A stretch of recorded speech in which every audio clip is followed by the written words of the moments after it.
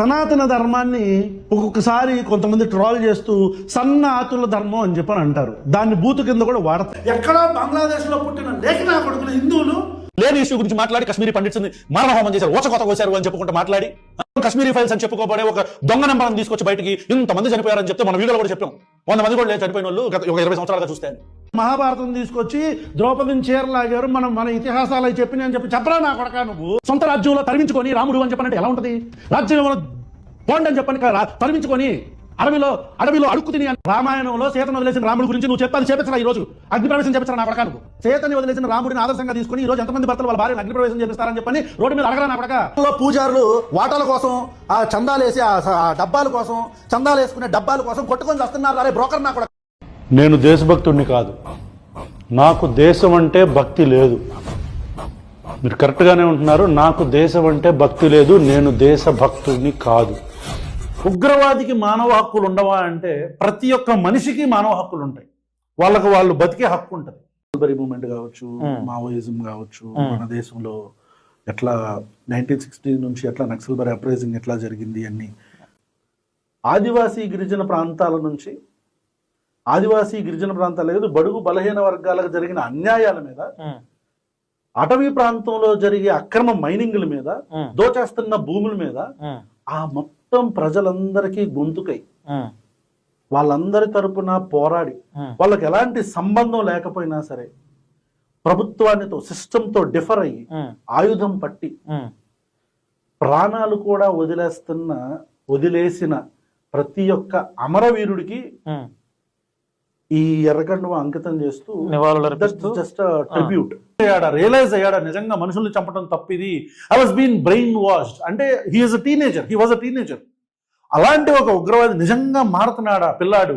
వాడిని brainwash చేశారు. Captain Prabhakaran a martyr అని తమిళనాడు మొత్తం చూస్తే అతన్ని భావిస్తారు. సో కెప్టెన్ ప్రభాకర్ రన్ చేసిన LTTE లాస్ట్ ఫేజ్ ఆఫ్ LTTEలో అప్పుడు ఒక్కొక్కరిని పాయింట్ బ్లాంక్ రేంజ్లో చంపేశారు. పిల్లలు పెద్దలు ఎవరు లేరు. ఇది 2008లో జరిగింది. Understand the difference between the regimes. 2008లో జరిగితే అది వేరే దేశానికి సంబంధించిన విషయం. మానవ హక్కులకి ఉల్లంఘన జరుగుతుందని ప్రపంచం మొత్తం మాట్లాడింది, మన దేశం కూడా మాట్లాడింది. కానీ అది మన దేశంలో రాజకీయ వివాదం కాలేదు. మరి ఈరోజు ఒక్క హిందువుని చంపితే ఈరోజు మన దేశంలో రాజకీయ వివాదం ఎందుకు అవుతుంది?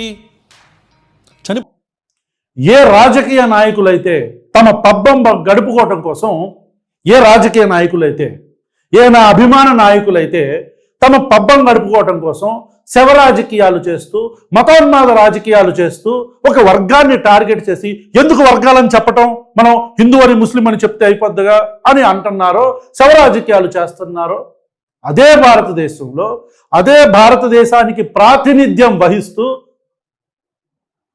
నిన్న జరిగిన ఈ పాకిస్తాన్ మీద దాడులు ఏవైతే ఉన్నాయో, ఈ పాకిస్తాన్ భూభాగంలోకి వెళ్ళి దాడులు ఏవైతే ఉన్నాయో ఆ దాడులు ఆదర్శవంతంగా ఈ రోజుకి చనిపోయినా సరే హిడ్మా లాంటి వ్యక్తుల ఇల్లు పూరి గుడిసెల్లో ఎందుకున్నాయి?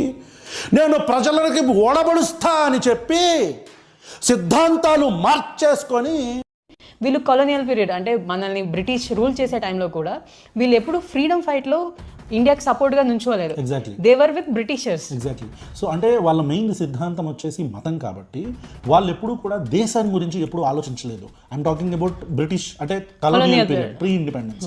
అప్పుడు వాళ్ళు RSS వాళ్ళు అంటే ఒకవైపు సుభాష్ చంద్రబోస్, భగత్ సింగ్, చంద్రశేఖర్ ఆజాద్, గాంధీ, నెహ్రూ వీళ్ళందరూ కూడా స్వాతంత్రం కోసం పోరాడుతుంటే అటువైపు బ్రిటిషర్స్తో పాటు వాళ్ళ సైడ్ నిలబడి ఇటువైపు ఫ్రీడమ్ ఫైటర్స్తో ఫైట్ చేసిన వాళ్ళు RSS వాదులు. ఇంకొకటి ఇంట్రెస్టింగ్ ఫ్యాక్ట్ ఏంటంటే మన ఫాదర్ ఆఫ్ నేషన్గా చెప్పుకునే మహాత్మా గాంధీ గారిని కూడా అసాసిన్ చేసింది RSS మెంబరే. అందుకే దీన్ని ఎక్స్ట్రీమిస్ట్ ఆర్గనైజేషన్ అని చెప్పని అప్పటి నుంచే దీన్ని ఎక్స్ట్రీమిస్ట్ ఆర్గనైజేషన్ అంటాం జరిగింది. ఎందుకు అంటే ఒక వ్యక్తి ఫ్రీడమ్ స్ట్రగుల్లో మహాత్మాదాస్ కరమ్చంద్ గాంధీ అనే వ్యక్తిని డైరెక్ట్గా వెళ్ళి పాయింట్ బ్లాంక్లో కాల్చి చంపిన వ్యక్తులు ఈ RSS వాదులు. That is the reason we all say Godse is the first Indian terrorist, Hindu terrorist. First Indian Hindu terrorist. ఎందుకంటున్నామంటే ఈ మాట ఇండిపెండెన్స్ వచ్చిన తర్వాత చేసిన ఫస్ట్ అసాసినేషన్ ఈ గాంధీ గారిది కాబట్టి అతన్ని ఫస్ట్ ఇండియన్ హిందూ టెర్రరిస్ట్గా అభివర్ణిస్తారు. కరెక్ట్. ఈ రీజన్స్కే 3 times ఆర్ఎస్ఎస్ని సస్పెండ్ చేస్తాం జరిగింది, బ్యాన్ చేస్తాం. ఎగ్జాక్ట్లీ 1940 అంటే మన ఇండిపెండెన్స్ టైంలో ఒకసారి, గాంధీని చంపినప్పుడు ఒకసారి, బాబ్రీ మసీద్ భారతీయ జనతా పార్టీకి మళ్ళీ రీనేమ్ చేసి they started again one more political parties. You understand, RSS, Jan Sangh, Janata party, Bharatiya Janata party, విశ్వ హిందూ పరిషత్, బజరంగ్ దళ్, ఇవన్నీ కూడా సంఘ్ పరివార్ అంటారు. సంఘ్ పరివార్ అంటారు. సో ఈ ఐడియాలజీ ఏముంటుందంటే హిందూయిజంని కాపాడటం అనేది, హిందుత్వాన్ని కాపాడటం, హిందూయిజాన్ని కాదు. దానికోసమే వాళ్ళు హిందూయిజంని హిందుత్వంగా క్రియేట్ చేసి కన్ఫ్యూజ్ చేసి హిందుత్వాన్ని కన్ఫ్యూజ్ చేసేసి హిందుత్వం ప్రమాదంలో పడింది అనగానే ఎంతమందికి తెలుసు మీలో హిందుత్వం వేరు, హిందూయిజం వేరు అని చెప్పని? ఎంతమందికి తెలుసు మీలో హిందుత్వం అనేది ఒక సిద్ధాంతం మాత్రమే? మనం రోజు కొలుచుకునే శివుడిని, మనం రోజు కొలుచుకునే కృష్ణుడిని, మనం రోజు కొలుచుకునే రాముడిని, వీళ్ళకి ఈ దేవుళ్ళు అని చెప్పుకోబడే వీళ్ళకి హిందుత్వానికి సంబంధం లేదు అని, హిందుత్వం ప్రమాదంలో పడిందని మనం జయ శ్రీరామ్ అంటాం. కాదు.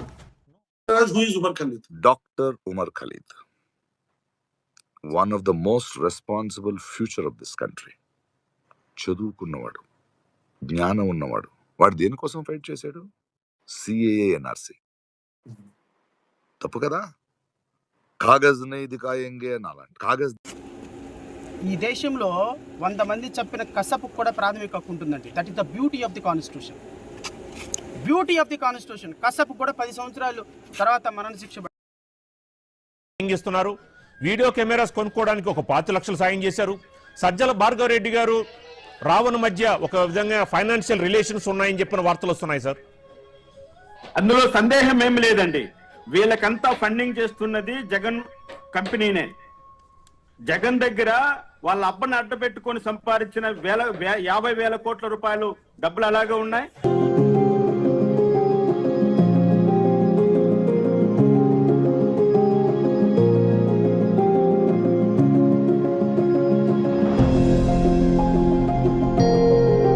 పాప మంచి ఫోటో వేసా, పాప మంచి జాకెట్ తో.